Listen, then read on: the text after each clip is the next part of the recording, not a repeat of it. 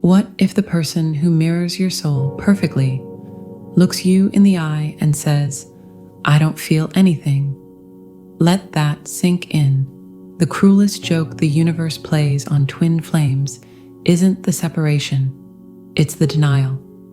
That moment when every cell in your body knows this connection is sacred, while theirs seems to have missed the memo. You're left standing there, heart wide open, while they build walls with the bricks of "it's not you, it's me," and "we're just too different."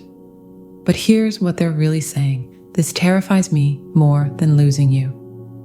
Twin flame denial isn't about absence of feeling. It's about avalanches of feeling. It's the emotional equivalent of staring into the sun and insisting it's dark outside. The runner isn't lying to you. They're lying to themselves, because admitting the truth would mean surrendering to a love that rewires destiny. This reading isn't another fluffy spiritual pep talk. We're diving into the real reasons behind the runner's resistance, the psychological landmines, the soul contracts written in invisible ink, the divine timing that feels less like patience and more like torture.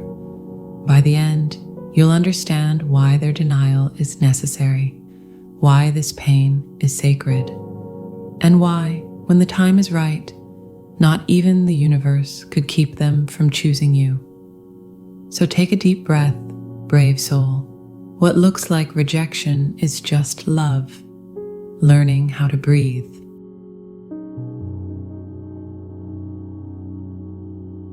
You meet them, and the world tilts. A single glance, a brush of hands, an unspoken knowing that rattles your bones. It's not just attraction, not just chemistry, it's recognition.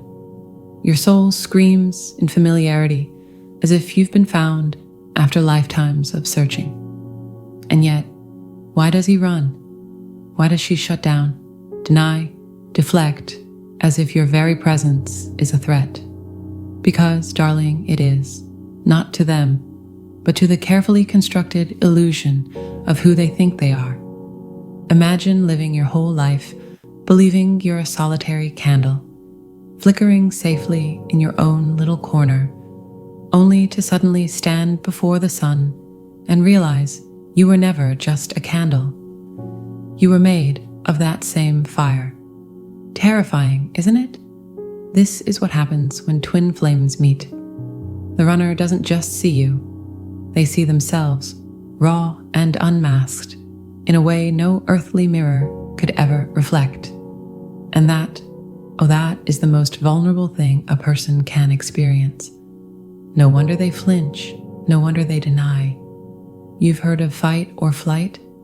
Well, twin flame runners are the cosmic embodiment of flight. No, actually sprint, preferably to another continent. It's not that they don't feel it. They feel it too much. The connection is so intense, so unavoidable, that the only way to keep breathing is to pretend it isn't real. Think of it like this. You're standing at the edge of a cliff, and the universe whispers, "Jump." Logic says no. Fear says absolutely not. But your soul remembers flying. The runner looks at you and hears that same whisper, "Jump." And instead of leaping, they bolt. Because what if they fall? What if they lose themselves in the fall? What if they never stop falling? So they deny. They rationalize. It's just infatuation. It's just timing. It's just not real. Anything to keep from facing the truth that they've already jumped, that they've been falling since the moment they met you. And here's the secret. They know. Deep down, in the quietest chambers of their heart, they know. Denial is just the soul's way of buying time. Time to gather courage, time to heal old wounds, time to remember that the fall isn't the end. It's the beginning of flight. So, beautiful soul, If your twin flame is running, don't despair. Their fear isn't rejection, it's reverence. And one day when they're ready, they'll stop running, because you can't outrun the sun forever.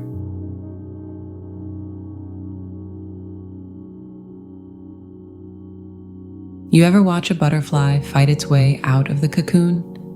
It's not pretty. Wings crumpled, body trembling, the whole thing looks like some kind of cosmic wrestling match. Freedom versus familiarity. Now imagine that butterfly suddenly stopped, halfway out, and said, "You know what? I'm good. I'll just stay in here." That's your twin flame runner, not because they don't want to fly, but because the act of becoming is terrifying. A twin flame connection isn't just love, it's a spiritual detonation. It cracks you open, rewires your soul, demands you shed every lie you've ever told yourself. And for the runner, that kind of transformation feels less like enlightenment and more like free fall. Think about it. You've spent your whole life building an identity.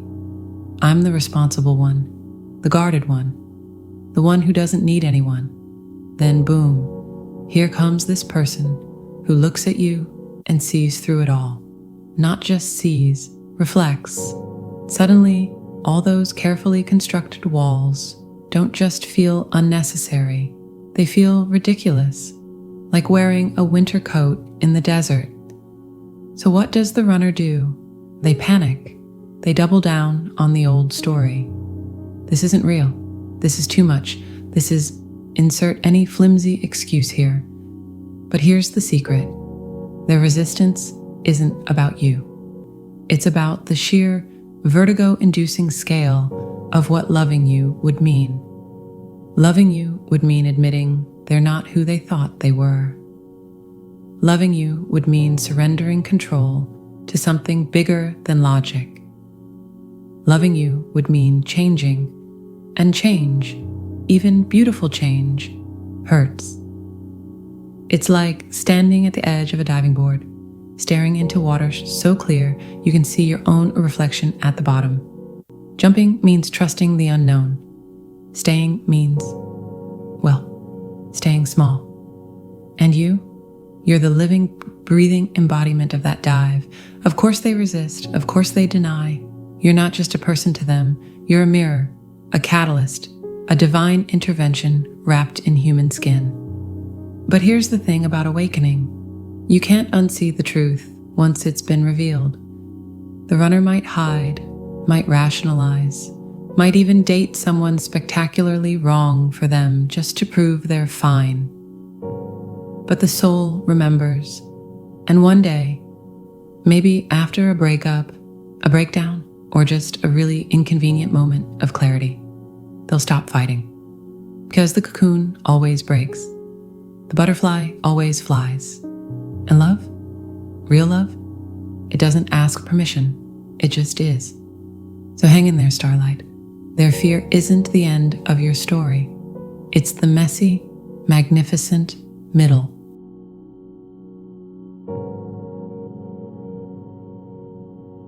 Let's talk about the quiet tragedy of the runner who looks at you and thinks, I don't deserve this. Not as a humble brag, not as false modesty, but as a bone-deep certainty that they are somehow wrong for the very love they've been aching for. You ever seen a stray dog flinch when you offer it food? That's the runner's heart.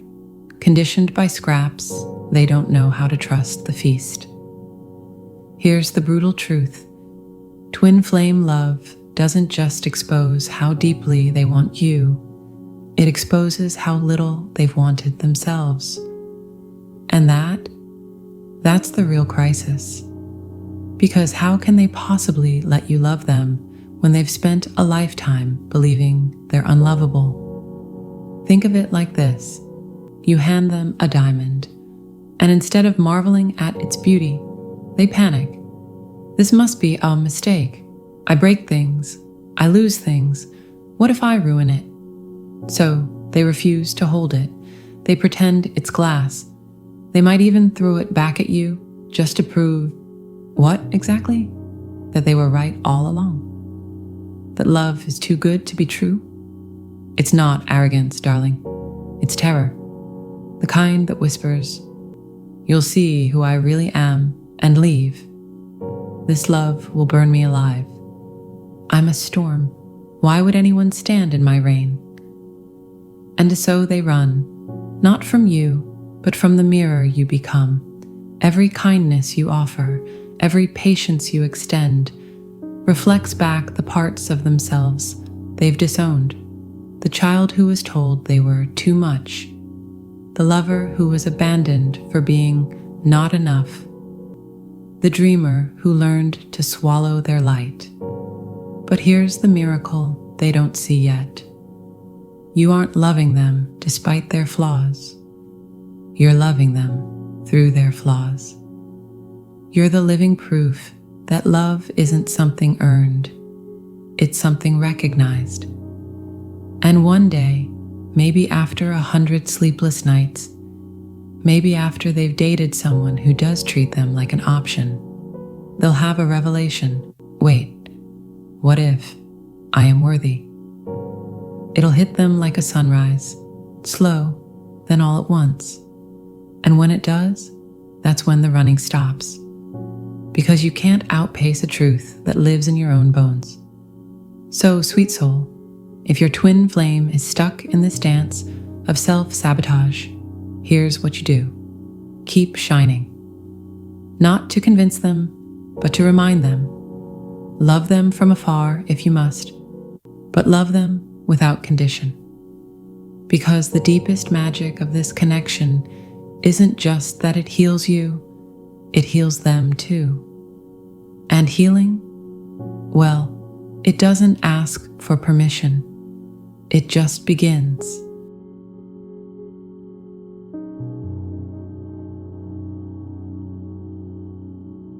Let's talk about the elephant in the room, or rather, the entire circus that somehow gets a front row seat to your twin flame connection.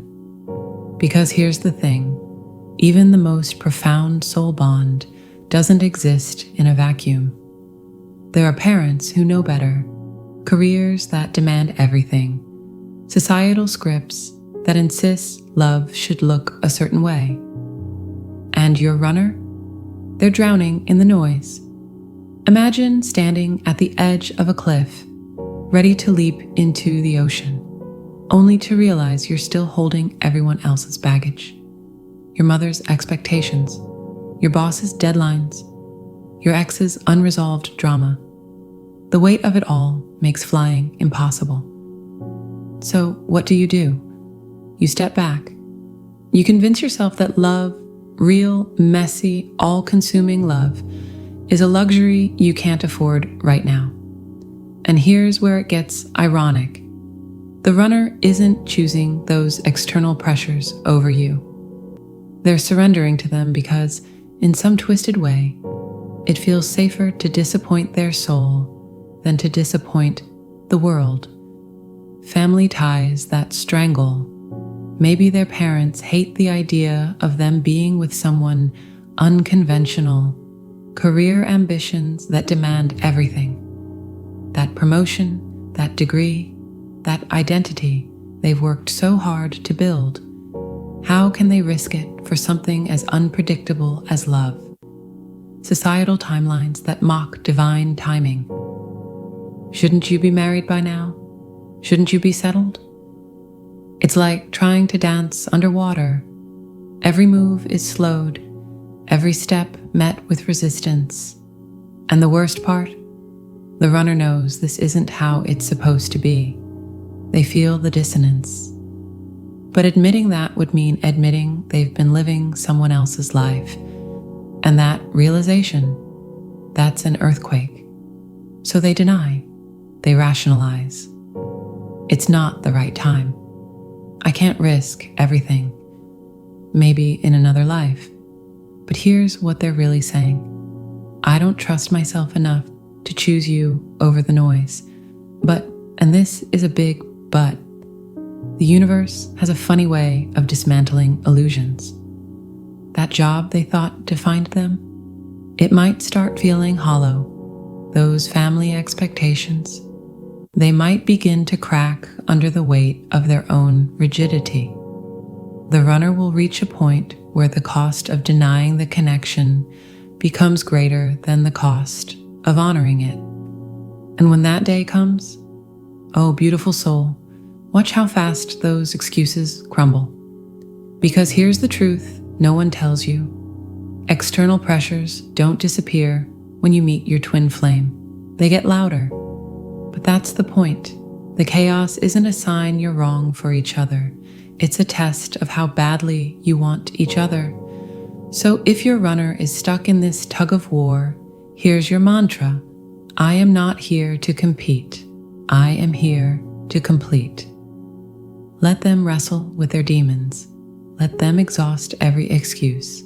Because when they finally do choose you, it won't be out of obligation.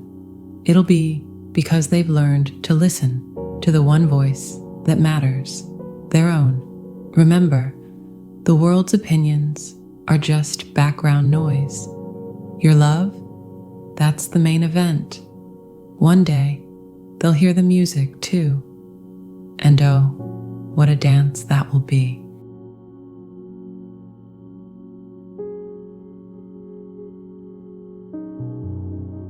You ever plant a seed and then, in your impatience, dig it up every few days to check if it's growing? That's exactly what we do with twin flames when we rage against divine timing. We want the bloom now, not when the roots are ready. But here's the cosmic joke. The runner isn't yours to convince, just as the seed isn't yours to force. Some things only unfold when they're meant to, no matter how fiercely your heart argues. Let's talk about the real reason your twin flame denies their feelings. Because the script isn't finished yet. Not the one you wrote in your head, the one your souls agreed to before either of you took a breath in this lifetime. This connection was never just about love, it was about evolution. And evolution, well, it doesn't wear a watch. The runner isn't rejecting you. They're rising in their own way, at their own pace. And no amount of your longing can rush what the universe has already timed. Here's what no one tells you about soul contracts. They're not about suffering. They're about synchronization, the denial, the distance, the ache. It's all part of the calibration. Your runner isn't lost. They're repositioning. Like stars realigning after an eclipse, like tides pulling back before they surge. This isn't abandonment, it's orchestration. And you're being prepared too. Every tear, every doubt, every why won't they just choose me is sanding down your edges so you fit together seamlessly when the moment comes. Because here's the secret, twin flames don't meet by accident. But they also don't unite by accident. The universe doesn't do almost, it does exactly when. So if your runner is stuck in denial, ask yourself, what if this isn't a no, but a not yet? What if their resistance isn't about you, but about their own unfinished becoming? What if the love you share is so vast, it requires this distance to be fully seen? The truth is, darling, you will find each other, not because you chased, not because you begged, but because when both souls are ready, not even the sky could keep you apart. Until then, trust the timing you can't see, honor the growth you can't rush, because the best love stories aren't written in days, they're written in destiny. And know this, the universe has never lost a twin flame. Not once. Not ever. So breathe. This isn't the end. It's just the pause before the miracle.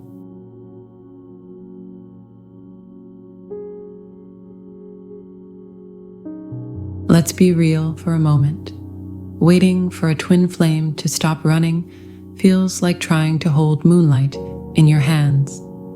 The more you grasp, the more it slips through your fingers.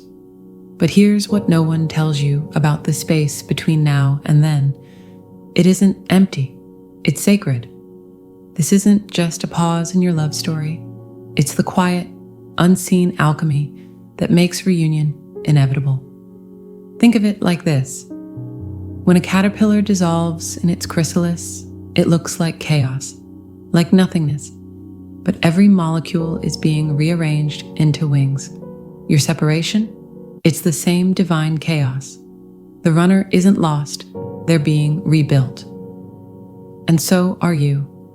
Every tear, every doubt, every midnight prayer, that's the sound of your soul sanding down its rough edges so you'll fit together flawlessly when the time comes. Here's the truth you need tattooed on your heart. A twin flame's denial isn't a rejection, it's a recalibration. They're not saying no to you, they're saying not yet to themselves. And that's the hardest pill to swallow, because you can't make someone ready. You can't force a soul to wake up. But here's what you can do. Trust the unseen hands writing your story. Surrender to the timing that knows more than your loneliness does. Remember that love this deep isn't a maybe, it's a when.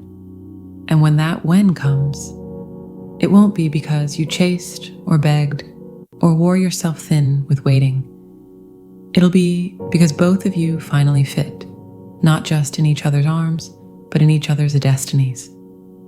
So, radiant soul, here's your mantra for the in-between. I am not waiting for love. I am becoming it. Keep your heart open, but your hands loose. The universe has never, not once, misplaced a twin flame. Yours will find their way home, not because you guided them, but because they finally remembered the way. Until then, let the waiting transform you, not torment you. Let the silence teach you, not frighten you. And above all, never forget that the most epic love stories always have a third act reunion. The next time you miss them, whisper this to the sky. Take your time. I'll be here, not waiting, but blooming. Because that's the secret, isn't it? The reunion was never the miracle. The becoming was.